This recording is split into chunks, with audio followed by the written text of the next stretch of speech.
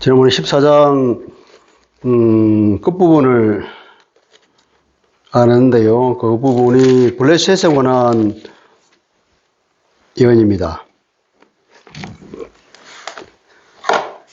14장 28절부터 32절까지 같이 읽어보겠습니다. 시작. 아하스 왕이 죽던 해에 이 경고가 임하니라. 블레셋 온 땅이여, 너를 치던 막대기가 부러졌다고 기뻐하지 말라. 뱀의 뿌리에서는 독사가 나겠고 그의 열매는 날아다니는 불뱀이 되리라. 가난한 자의 장자는 먹겠고 궁핍한 자는 평안히 누우려니와 내가 네 뿌리를 기근으로 죽일 것이요 네게 남은 자는 살육을 당하리라.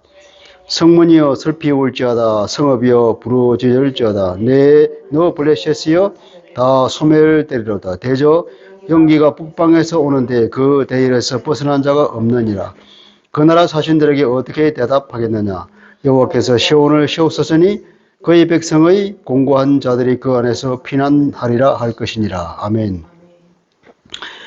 바벨론, 그 당시로는 아시리아고 그 이후로는 바벨론, 그러니까 온 세계의 열강, 강대국을 말하죠. 하나님을 벗어나서 인간의 힘으로 세계를 경영해보고자 하는 그 세력들의 대표로 바벨론, 시리아, 아시리아라고 하는 것인데 그 멸망에 관해서 예언을 하고 오늘은 이제 이쪽으로 와서 블레셋에 관한 예언입니다. 블레셋에 관한 예언이 언제 나오냐면 이 아하스 왕이 죽던 해에 이 경고가 임했다 그랬죠. 아하스 왕이 죽던 해. 아하스 왕이 언제 죽었을까요? 아하스 왕은 히스기야 왕이 즉위하는 때에 죽었겠죠. 이게 아마 학자들이 716년 내지 715년이라고 얘기를 합니다.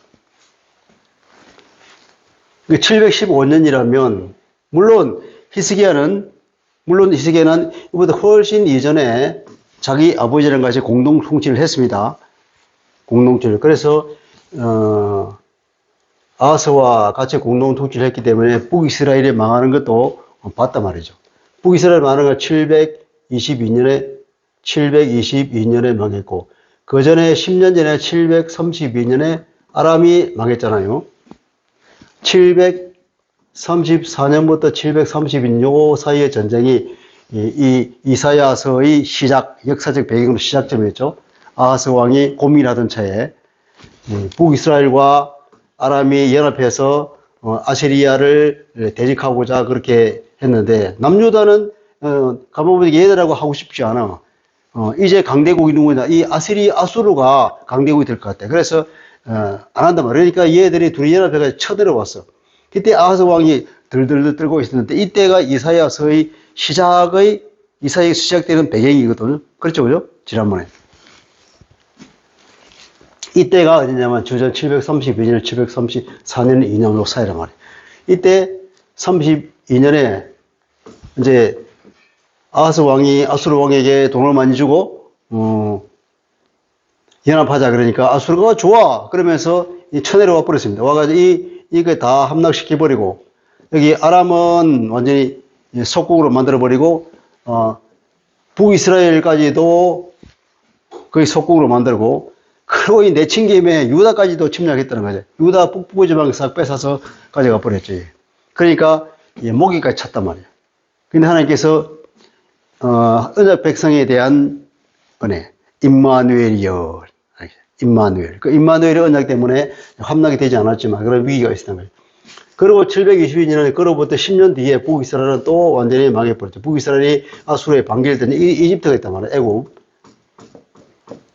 항상 이제 여기에 예나 지금이나 마찬가지예요. 가까운 나라끼리는 서로 싸우고 먼 나라끼리는 그래서 화친해서 협력해서 한단 말이에요. 아수르가 쭉 챙기고 오니까 애굽하고 이렇게 연합해가지고 애굽도 마찬가지고 이 아수르를 견제하기 위해서는 이쪽 나라를 자기 편으로 끌어들이고 싶어 하겠죠.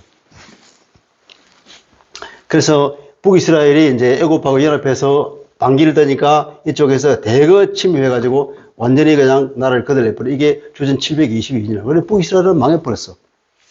이 사람들도 이때리다가 저 다른 곳에다가 아수르 한 구석에다가 살라고 만들어버리고 인구 소외 정책까지 써버리는 악랄한 정책을 피웠죠. 그래서 세월이 지나서 이제 아하스 왕이 죽었습니다. 아하스 왕이 죽던 해에 이제 블레셋에 관한 하나님의 신탁이 내려왔죠. 그리고 하는 말이 블레셋 온 땅이여 너를 치던 막대기가 부러졌다고 기뻐하지 말아라. 뱀의 뿌리에서는 독사가 나겠고 그 열매는 날아다니는 불뱀이 되리라 하는 거예요. 이러한 배경 가운데서 이제 아하스가 죽으니까 이제 히스기야가 왕이 되죠. 히스기야가 왕이 되니까 이쪽에 있는 이 블레셋은 이쪽 이스라엘하고 하는 다른 민족이잖아요. 이 블레셋은 아주 강한 군대를 가진 사람들인데 일찍부터 철기 문화를 가지고 유독 누가냐면은 다윗만이 이 블레셋을 완전히 밟아뭉개고 이겼단 말이에요. 그러니까 다윗 왕국 시절에만 이 블레셋을 완전히 이겼지. 그 이후로는 늘 블레셋이 이 북이스라엘이나 이 유다를 침공하고 괴롭혔던 그런 나라거든요. 이게 희한한 민족이에요. 이 아수르가 그렇게 강해도 계속 아수르한테 반기를 들면서 애굽하고 연합해가지고 계속 반기를 들고 무너지면은 또 한 10년 지나면 또 반기를 들고 그리고 또 와서 또 밟히고 이게 밟아도 일어나는 민족이 블레셋에. 그런데 이 블레셋이 이제 아하스 왕이 아수르와 연합을 하니까 이 블레셋은 뭐냐면 아수르가 계속 이게 자기가 맞아도 또 일어나고 하면서 드디어 이제 이 아하스가 죽으니까 이제 히스기야가 왕이 되니까 이제 찾아봤겠죠. 당연히 이제 잘 됐다. 얼마 전에 4, 5년 전에 이 아수르가 쳐들어와 자기들 완전히 나라가 다 뺏겨버리는 그런 치욕이 있었는데 이제 잘 됐더니 와서 히스기야한테 말을 했겠죠. 우리가 이제 힘을 합해가지고 이제 저 아수르부터 독립을 하자. 그런 얘기를 외교적인 이제 얘기가 조문 외교가 이루어졌겠죠. 그런 것을 상상하면서 읽으면 되겠습니다.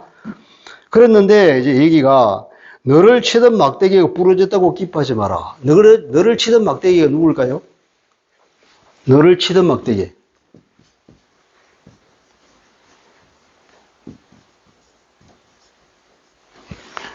이게 여러 가지 이로 해석하는 사람들이 있지만 막대기라 그러면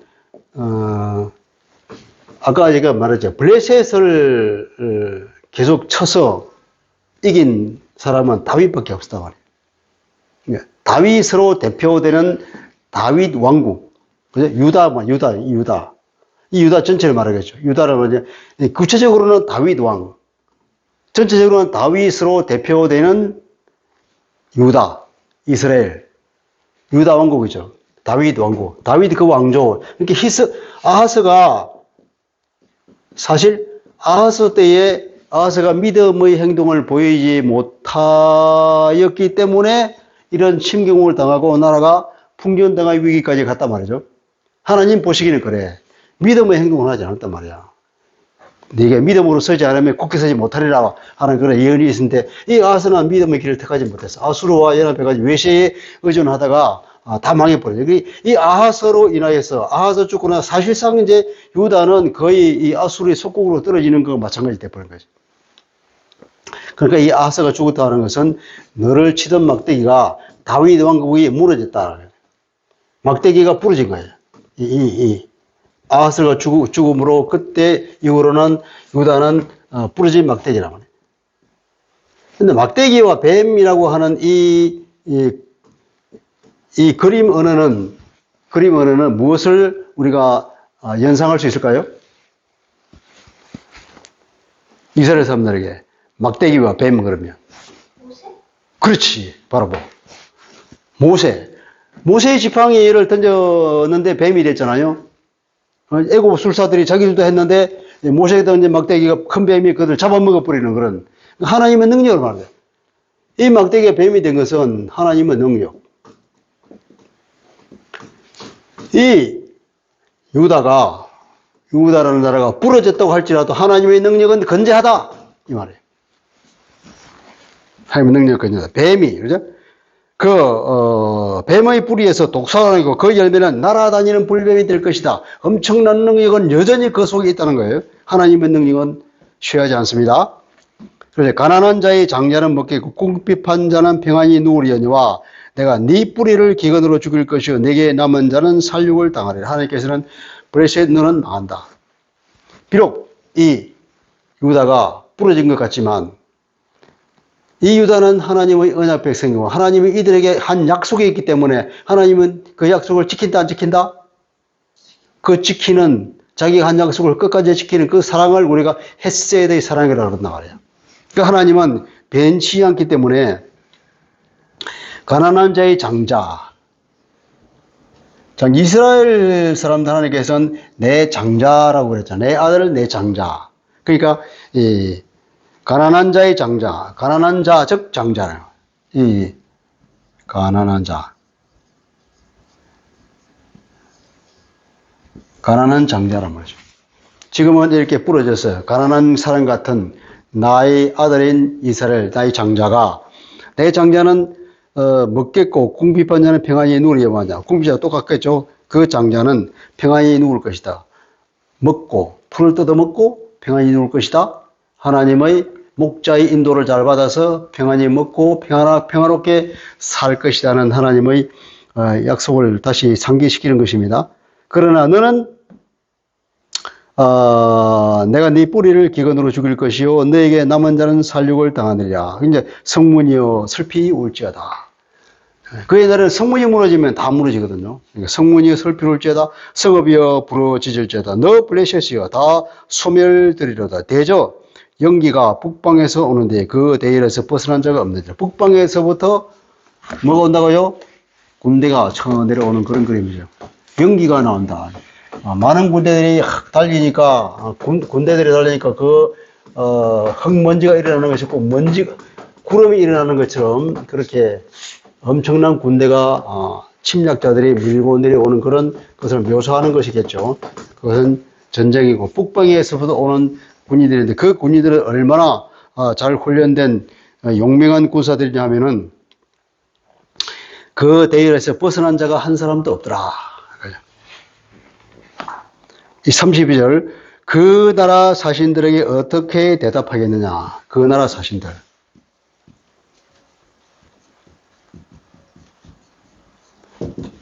그 나라 사신들에게 어떻게 대답하겠느냐. 이게 무슨 말일까요?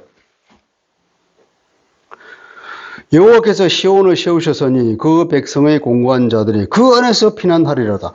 여호와께서 시온을 세우셨다. 여호와께서 시온을 세우셨으니 이제 그 백성들은 어디서 피난해야 된다고요? 당연히 시온에서 피난하지. 이 시온은 하나님이 세우신 하나님의 언약의 성취란 말이에요. 그러니 하나님이 이 시온을 세울 것이다. 당연히 언약 백성들은 여기서 평안을. 다른 어디에도 없어. 다른 어디에도 구원은 없습니다. 어디에 구원이 있다고요? 우리 여호와 하나님. 우리 주 예수 그리스도 외에는 어느 곳에도 구원이 없습니다. 우리 주 예수 외에는 어떤 곳에도 누구도 우리를 보호해 줄 자가 없습니다. 유일한 시온. 시온으로 대표되는 하나님의 은혜. 그래서 그 나라 사신들을 하면 결국은 아까 블레셋 사람들을 말하겠죠. 이 조문 외교가 이루어지는 그 마당에 이 블레셋 사신들이 와서 히스기야에게 신하들에게 이제 막 얘기를 하겠죠. 자기들이 이렇게 하자고. 그러나 얘기가 그 사신들에게 뭐라고 답할래? 하나님 외에는 구원이 없다. 이렇게 말하는 거예요. 그게 믿음의 행동인 거죠. 자, 그리고 이제 15장으로 넘어갑니다. 15장, 16장은 이제 모압에 관한 얘기죠. 모압. 모압은 누구의 후손입니까? 모압은 아브라함의 조카 롯의 후손이다 말이에요. 이게 모압. 암몬과 모압. 여기 모압만 나왔는데, 모압이 대표하는 거로 되겠죠. 자, 15장에 모압에 관한 경고라. 하룻밤에 모압 알이 망하고 황폐할 것이라. 하룻밤에 모압 키르가 망하여 황폐한다. 망한다, 황폐한다. 하룻밤. 이 얘기 계속되죠. 하룻밤. 그러니까 순식간에 침략이 이루어져서 이 모압이 순식간에 망해다는 얘기예요. 하룻밤 사이에. 알과 기르 두 도시를 말하겠죠. 모압에 있는 두 큰 도시를 말하자면은 모압 전체가 다 하룻밤 사이에 다 망하게 된다. 이런 선언입니다.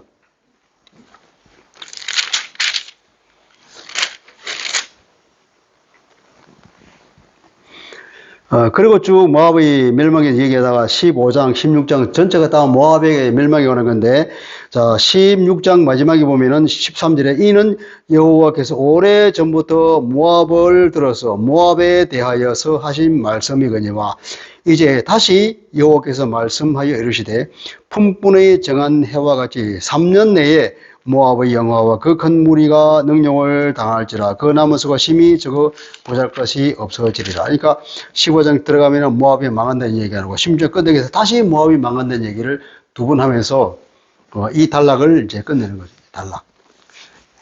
망한다. 얘기하고 중간에 쭉 또 한 번 망한다. 강조. 그러면서 문학적으로 한 단락을 이제 끝내는 그런 문학적 기법을 사용한 거예요. 그래서 15장과 16 전체는 한 단락, 모압에 관한 예언이라고 볼 수 있겠습니다.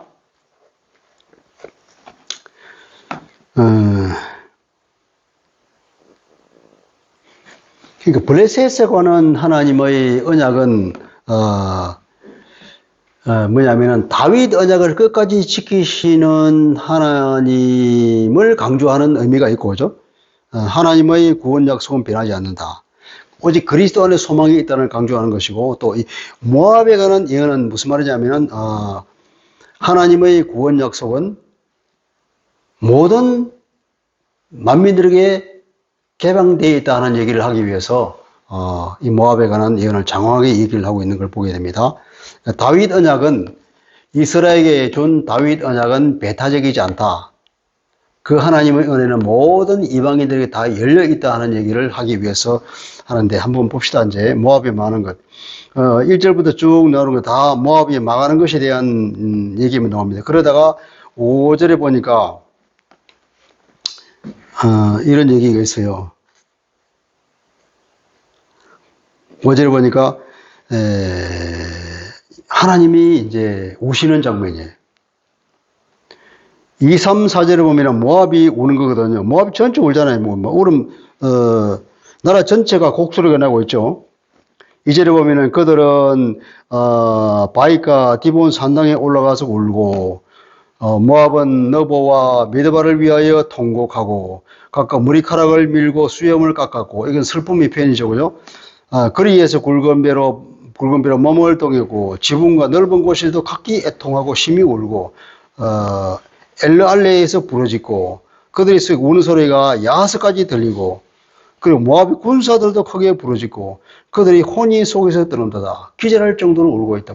모든 모압 사람들이. 그리고 그 소리가 모압 전체 전 국가에 걸쳐서 북쪽부터 남쪽 끝까지 모압의 곡소리가 흘러넘친다. 그러면서 이 우는 것이 그들의 심판 때문에 그들이 망하게 돼 있으니까 울고 있는데, 근데 이 심판을 하시는 주체가 하나님이시잖아요. 하나님이 심판을 하시는데 그 심판 당하는 모압의 입장이라 너무 슬프고 너무 고통스러워서 그 우는 소리가 나라 전체에 울려 퍼지고 있는데 이 우는 소리를 듣고 하나님의 마음은 어떨까요?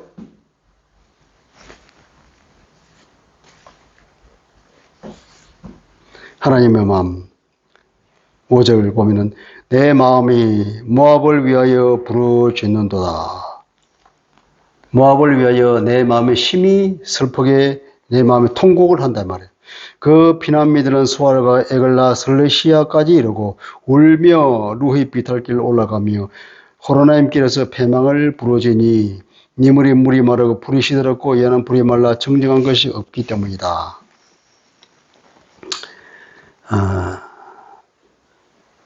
6구절에 가면 끝에 가면 그럴지라도 내가 디몬의 재앙을 듣네. 디본이라고 해석을 합니다.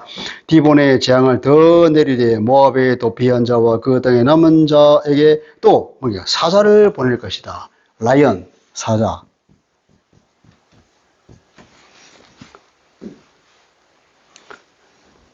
이 이사야서 문학적으로 훌륭하다고 하는 것이 사자를 보낼 것이 하는 건데, 사실은 이 모압 사람들이 그 군대 엘리트 군대, 용맹한 군사들을 스스로 자기를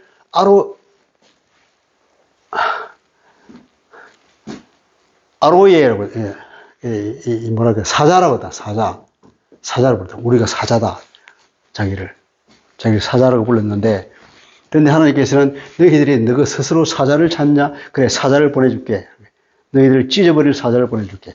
하나님께서 마음속에 모압에 통곡하고 울고 슬피 우는 그 모습을 보고 그 징계를 하시는 하나님 동달하고 우시면서도 여전히 그러나 그들에 대한 그 징계는 끝나지 않고 계속해서 더 벌할 것이다.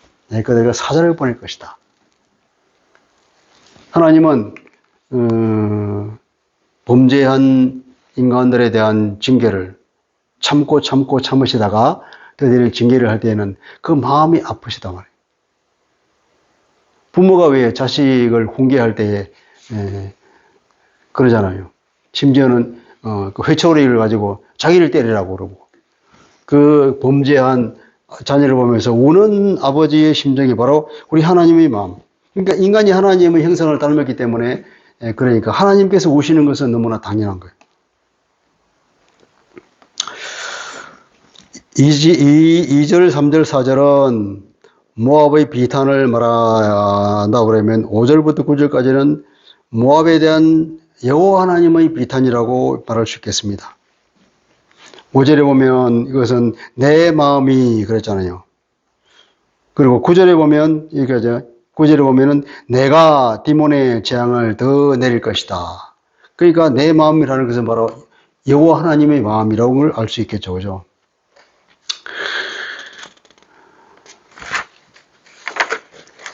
이제 16장으로 넘어갑니다. 16장으로 넘어가게 이제 모압이 피난처를 구하는 이야기가 전개가 되죠. 이제 장면이 이제 바뀝니다. 우리가 뭘 상상해야 되냐면은 이사야가 하나님이 보여주시는 환상을 보는 거예요. 마치 영화를 보듯이 한 장면이 끝나고 또 새로운 장면이 시작됐어요. 그런데 너희는 이 땅 통치자에게 어린 양들을 들이되 셀라에서부터 광야를 지나 딸 시온산으로 보낼지라.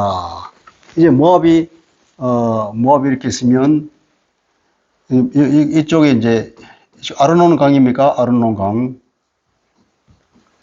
이쪽에 이제 에돔이고 김대성이 되겠죠. 이쪽이 이제 사해잖아요. 사해 쪽은 여기서 이제 이쪽은 광야가 유대 광야가 되겠고, 요 위가 예루살렘이고, 여기가 여리고고, 뭐 이쯤 되겠죠. 이쪽까지 피난 와 있는 거, 이쪽까지 이제 밑에까지 다 북쪽에서부터 군인들이 내려와서 침략자가 와서 다 치고 완전히 폐허가 되었으니까 밑에 내려와서 이 땅 통치자에게, 땅의 통치자,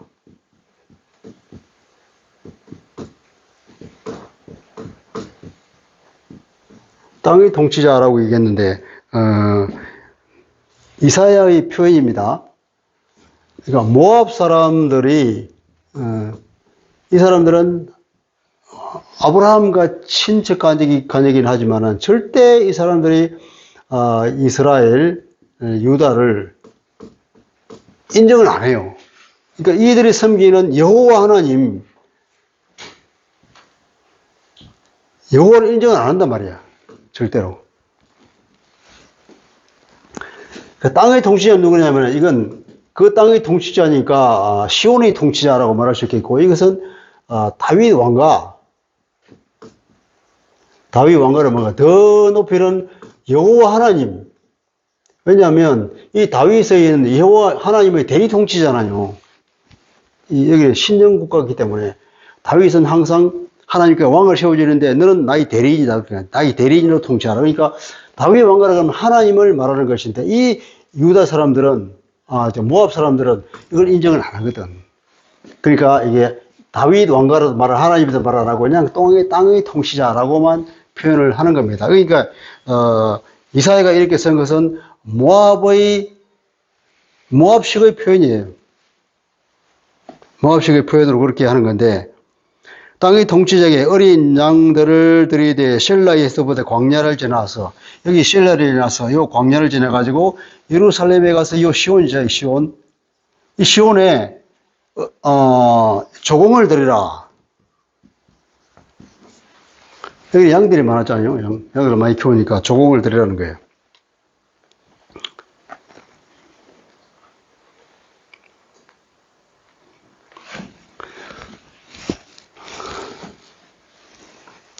그러니까 무슨 말이냐면, 모압이 살 길은 시온에 계신 하나님께 의지하는 것이 유일한 길이라는 얘기예요. 그 얘기를 하는 겁니다. 그리고 이제, 모압의 딸들은 아르논 나루에서 떠다니는 새 같고 보금자리에서 흩어진 새새끼 같을 것이라. 아르논 나루. 아까 여기 아르논 강이라고 했잖아요. 모든 사람들이 저 피난 와가지고 이제 아르논 그 나루터에서 이제 이 건너려고 여기 사람들이 파글파글 하는 거예요. 떠다니는 어디로 갈지 모르는 새처럼 슬피 우는 새처럼 그냥 여자들이 보찜을 싸고 전쟁에서 제일 비참한 사람들이 여자잖아요. 그 고대 옛날에 딱 박해받고 그 당하는 사람들이 여자들이란 말이에요. 이 여자들의 상태를 봐라. 얼마나 불쌍하냐. 그러니까 이제 피난 와 있는 일종의 이제 여기에 수도가 있다면 이 왕과 그 통치자들이 여기가 이제 같이 도망와서 셀라에 와 있겠죠. 여기 와 있는데 이제 이 사람들이 그 광경을 보고 이제 어떤 마음이 들겠어요. 이제 우리가 어떻든 살 길을 찾아야 되지 않겠냐. 그러면 자기들이 모여서 회의를 하겠죠. 그 회의하는 것을 이사야가 하나님이 보여주시는 그 환상을 통해서 이제 듣고 있는 것처럼 이제 적은 거예요. 너는 방도를 베풀고 공의로 판결하며 대낮에 밤같이 그늘을 지으며 쫓기는 자들을 숨기고 도망한 자들을 발극되지 않게 해라. 그런 얘기를 합니다.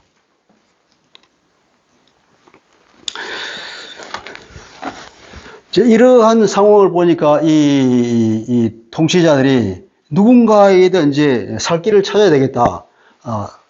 도움을 받아야 되겠다는 그런 생각이 있어서 이제 회의를 하는 거예요. 회의를 하는데, 그들이 하는 얘기가 뭐냐면 바로 이 얘기예요. 자, 보면, 너는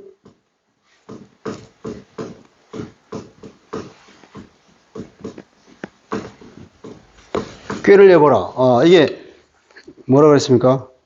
너는 방도를 베풀어라. 방도를 베풀어라 하는 것은 이제 좀 쉽게 우리가 이해할 수 있는 표현으로 제대로 번역한다 그러면 꾀를 내보라. 뭔가 수를 내보라. 지금 상황이 정말 비참하지 않냐. 그리고 어떻게 보니까 자, 두 번째로는 판단을 해보라.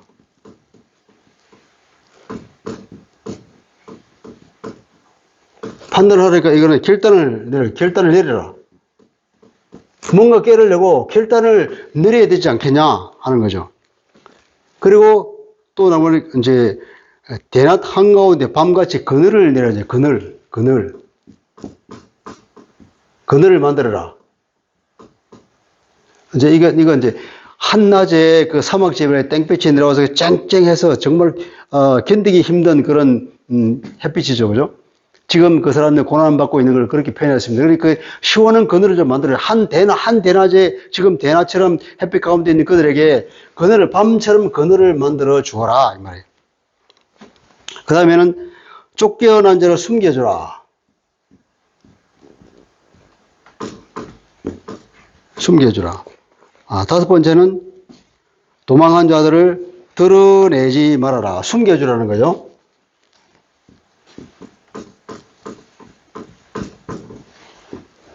근데 이게 누가 한 말인지를 잘 모르겠어. 이렇게 써놓으니까. 누가 한 말인지를. 이 원문에 의하면 이것은, 남성 복수. 이것도 남성 복수. 여기는 여성 단수. 여성 단수. 그렇게 보면 이제,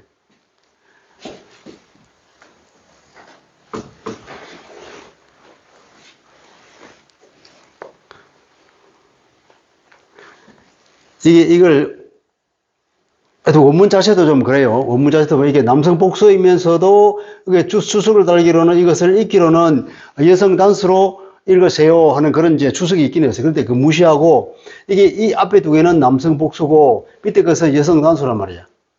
여성 단수는 시온이라고 말할 거예요.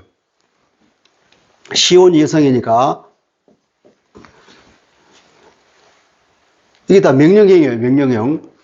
명령이니까 시온에게 명령을 해. 시온아, 너는 그늘을 만들어라. 너는 숨겨줘라. 너는 드러내지 말게 하라. 여기서 뭐냐? 남성은 너희들은 꾀를 내보아라. 너희들은 결단을 내리라. 그러면 무슨 말이겠어요? 요 앞에 두 개는 모압 통치자들이 자기들에게 회의하는 거예요. 회의하는 것을 이사야가 듣고 하는 거예요. 회의를 어떻게 하느냐면, 야, 상황이 지금 급박하지 않느냐. 뭔가 좀 꾀를 내봐. 좋은 안을 내봐. 지금 결단을 내야 할 때야. 그 결단이 뭐냐면 이제 유다에 가서 도움을 청하는 길밖에 돼 있냐. 그러고. 그래서 이제 이 사람들이 이제 유다에다가, 사절을 조문을 보낸 겁니다. 조문을 보내서 하는 얘기가 이제 이게 명령행위지만 이제 부탁이잖아요. 우리가 지금 이런 상황이 됐으니까 우리에게 한낮에 그늘을 밤 같은 그늘을 만들어 주십시오. 우리가 살아갈 수 있도록. 그리고 우리를 숨겨주고 우리가 그 핍박하는 자들 앞에서 드러내지 않도록 숨겨 주십시오 하는 그 부탁을 하는 내용이라고 그렇게 해석이 됩니다. 어떤 읽어서는 이해가 안 돼요. 자, 다시 한번. 너는 방도를 베풀고 공의를 판결하며, 이번은 우리가 이해할 수 없는 거로 번역이 되어 있는데, 제대로 번역하면은, 꾀를 내어봐라. 이제 결단을 내리라. 자기들끼리 하는 의논이고, 그 다음에는, 이제, 대낮에 밤같이 그늘을 지으며, 쫓겨난 자들을 숨기고, 도망한 자들을 발각되지 않게 해 주십시오 하는 이 얘기는, 이제, 유다에 가서 부탁하는 말이에요. 그리고 4절도 마찬가지로 나의 쫓겨난 자들이 너와 함께 있게 하되, 여기도 마찬가지로 부탁하는 데도 뭐 너와 함께 하는 게 우리의 쫓겨난 자들이 당신과 함께 있게 해 주십시오. 그리고 너 모압은 하는데 이 너 모압은 이것도 이렇게 번역을 해버리면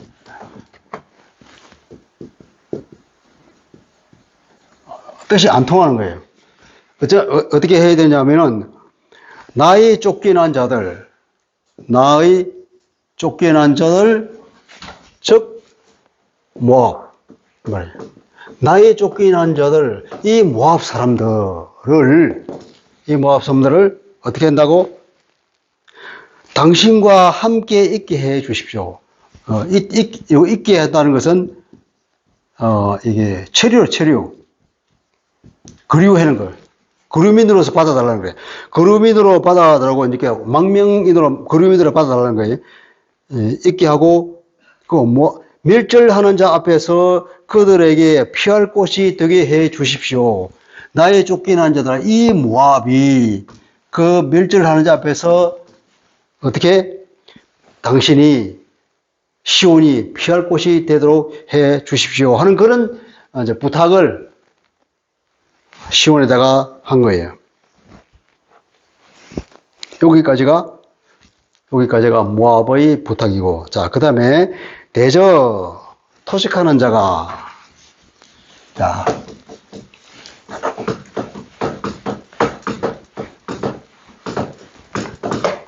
우리가 대저라고 번역했죠. 대저.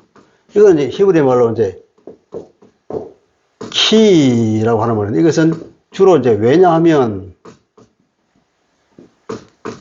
영어로 이제 for 이렇게 많이 번역하는데, 혹은 이런 뜻도 있고, 혹은 정령, 반드시 그렇게 된다는 뜻에서 이런 뜻도 있는 거예요. 여기서는 아마 정령이라고 해석해야 될 것 같아요.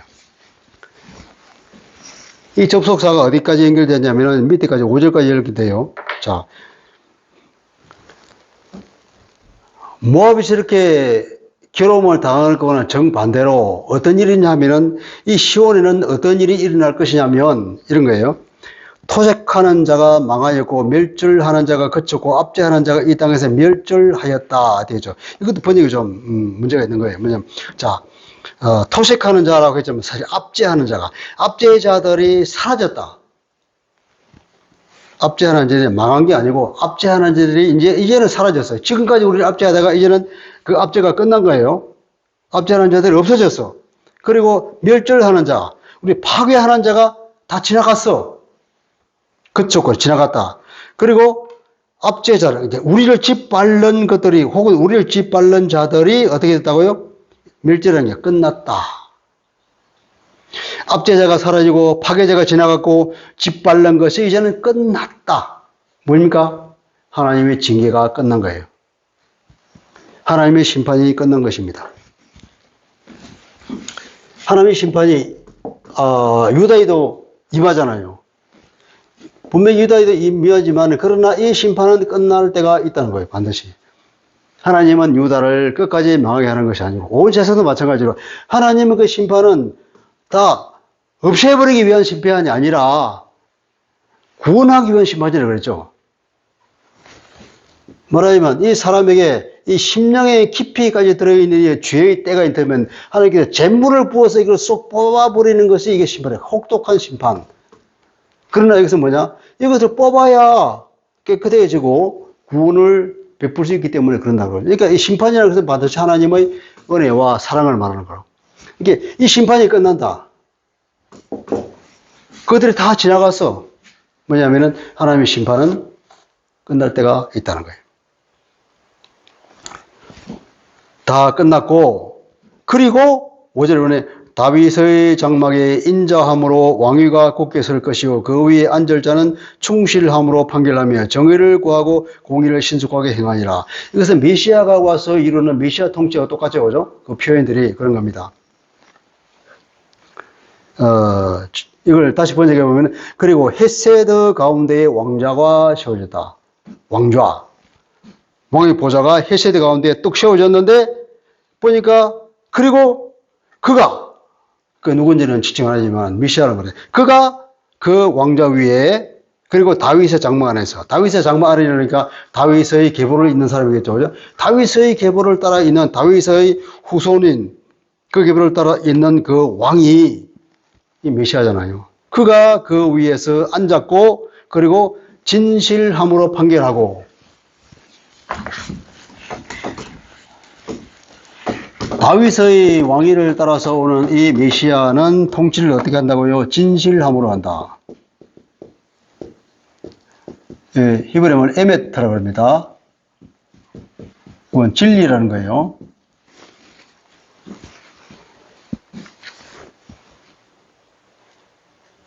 충실함으로 판결한다. 정의를 구하고 공의를 신속히 한다. 정의와 공의. 정의, 공의. 여기는 미시파트라고 그러고, 체데크라고 한다. 구약에 있는 이 용어들을 좀 알아놓으면 좋겠어요. 우리 하나님의 사랑을 헤세드라고 했잖아요. 그 하나님의 사랑 헤세드. 이 헤세드로 이 오는 왕은 하나님의 진리로 진실함으로 에메트로 통치할 것이고 그리고 미시파트를 추구하고 그리고 체데크를 이룬다고 해요. 하나님의 정의와 공의와 그 진실함과 하나님 끝없는 그 사랑 이것이 메시아가 통치하는 나라의 표상이다 말이에요. 상징 언어들. 이건 메시아 왕국을 말하는 거예요. 이 나라가 이제 세워질 것이기 때문에 그것이 정령 세워질 것이기 때문에 어떻게 그래서 시온에 구원이 있다는 거예요. 시온에. 모압 사람들아 시온에 가서 구원을 청하라. 시온은 하나님께서 이러한 메시아 왕국을 세울 것이다. 반드시 세워진다. 거기에 유일하게 구원이 있다. 우리 구원이 있는 것은 하나님이 계신 곳. 우리 구원이 있는 것은 예수 그리스도가 계신 곳입니다. 우리는 하늘에 소망을 두고 있잖아요.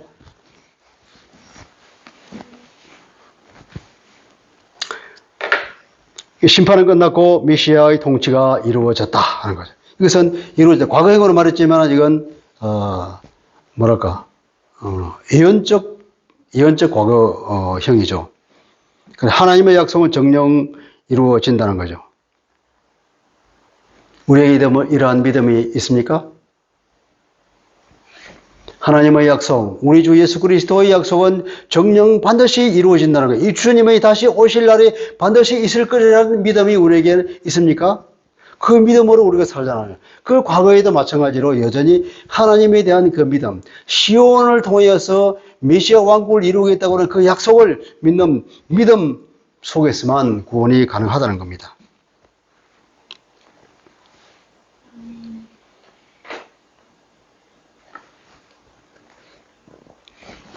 그러니까 이 시온에 임하는 하나님의 메시아 왕국은 누구에게 열려 있다고요? 모압 사람들에게 문호가 개방이 된 겁니다. 모압 사람. 그러니까 이방인을 대표하는 모압으로 대표되는 이방인에게도 시온의 메시아 왕국이 은혜가 열려져 있다는 거예요. 그죠? 열려져 있다는. 하나님의 헤세드의 약속은 이스라엘 사람들에게만 배타적으로 주어지는 것이 아니라 모압으로 대표되는 모든 이방인에게도 다 열려 있다는 거예요. 거기에 조공을 바쳐라. 거기에 와서 도움을 청하라. 그러잖아요. 근데 참 6절에 보면 모압이 그걸 안 따라. 우리가 모압의 교만을 들었나니 심히 교만하도다. 그가 거만하고 교만하고 분노함도 들었거니와 그 자랑이 헛되도다. 자, 6절 이 말이 이제 그 말이에요. 모압이 그 제안을 이제 시온의 제안을 받아들이려면은 그들에게 대전제가 뭐냐면은 여호와 하나님께 순종해야 되는 거예요. 하나님은 하나님으로 모셔야 돼. 이들은 싫어. 차라리 우리가 고통을 선택할래. 나 죽으면 죽었지 여호와 하나님 앞에 내가 너희들이 믿는 하나님 앞에 내가 무릎을 못 꿇어 하는 것이 모압 사람들. 그 모압 사람들이 어떤 사람이냐 하면 이제 화자가 얘기하잖아요. 그들은 참으로 교만하다더라. 하나님의 무릎을 안 꿇는 것. 누가 절대로 하나님 앞에 무릎을 못 꿇습니까? 어떤 존재가? 절대로 하나님 앞에 무릎을 꿇을 수 없는 존재. 누구예요? 사탄이란 말이에요. 그 사탄의 졸개들은 절대로 하나님 앞에 무릎 꿇을 수가 없어. 내가 곧 죽더라도 그 고통을 참으면서 하나님께 가지 않는 그 모압을 한탄하는 거죠. 그 모압의 마음이 어떠냐? 그들은 교만하다. 교만하고 그리고 심히 교만해.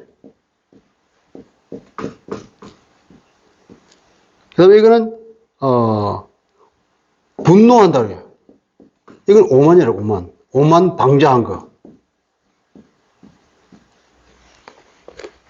근데 이게 비교되잖아요. 이렇게 이 메시아 왕국을 통치하는 그 메시아의 이 특징들과 이 사람들의 교만하고 심히 교만하고 분노하고 또 이게 자랑하는 거. 자랑은 헛되다 그랬거든요. 자랑이라는 것도 이게 현실에 기반한 것이 아니야. 이거 허풍이야, 허풍. 자랑이라는 것은 허풍이니 이거는 거짓에 기반하는 것이고, 이 믿음은 뭐냐면, 현실에 기반한 거예요. 현실과 사실에 기반한 거예요. 거짓말을 할 필요가 없어. 있는 그대로 받아들이면 거예요.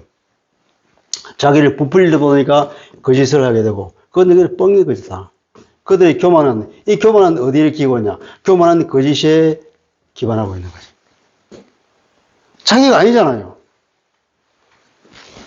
자기를 부풀리고 이 허풍이지. 허풍과 교만은 같은 거지. 이거 다 거짓이란 말이야. 이 거짓의 특징. 거짓은 누가 거짓의 아비라고 그랬죠? 사탄. 이 사탄이 거짓의 아비니까. 이 속성들이 그대로 있으니까 이 하나님의 구분을 꿇을 수 없고 이게 달라지는 거죠. 그러니까 여호와 하나님 앞에 나올 수 있느냐 없느냐. 그때나 지금이나 여전히 하나님 앞에 우리가 겸손한 자세로 나가서 그분에게 순종할 때 우리의 구원은 이루어진다는 겁니다. 오늘날에도. 시간이 많이 갔죠? 여기 그들은 그냥 끝내겠습니다. 이제 그러므로 이제 얘기는 그러므로 7절 보면 그러므로 나오고 9절도 그러므로 나오고 11절도 그러므로 나오죠. 그래서 그런 결과로 교만 때문에 인간의 가장 깊숙한 곳에 있는 그 교만이 바로 이 죄의 근거가 되는 것이죠. 하나님을 대적하는 것이라는. 그 교만의 결과가 어떻게 되느냐면 결국은 그 6절에 보면은 우리가 모압의 교만을 들었는 심히 교만하도다. 그리고 7절에 그러므로 모압이 모압을 위하여 통곡하되 모압의 모든 모압 사람들이 다 통곡하고 통곡하며 길 하레시의 건포도 떡을 위하여 그들이 슬퍼하고 근심하리라. 길 하레시의 건포도라 그러면 아마 그들에게 모압에게 유명했던 그 음식인가 봐요. 유명하고 그 건포도 떡을 그리워해서 그들이 슬퍼하며 심히 근심할 것이다. 이는 헤스본의 밭과 신마의 포도나무가 말랐으며 전에는 그 가지가 야셀에 미쳐 광야에까지 미치고 싹이 자라서 바다를 건넜고 이제 열구 죽은 자들 그 좋은 가지를 꺾었다. 양사방으로 동서남북으로 다 퍼져나갔는데 그 모압이 유명한 포도나무가 다 잘라버리고 그들에게는 남은 것이 아무것도 없다는 겁니다. 9절에 보니 그러므로 내가 야셀의 울음처럼 신마의 포도나무 위에 올리라. 하나님이 또 오시는 거예요. 모압이 이렇게 하나님께 나오지 못해서 결국은 그렇게 처참하게 되는 것을 보고 하나님이 오시는 거예요. 왜 오시냐? 모압이 망했기 때문에 그래요. 다 망해서 아무것도 없는 거예요. 9절, 10절 다 아무것도 없는 거예요.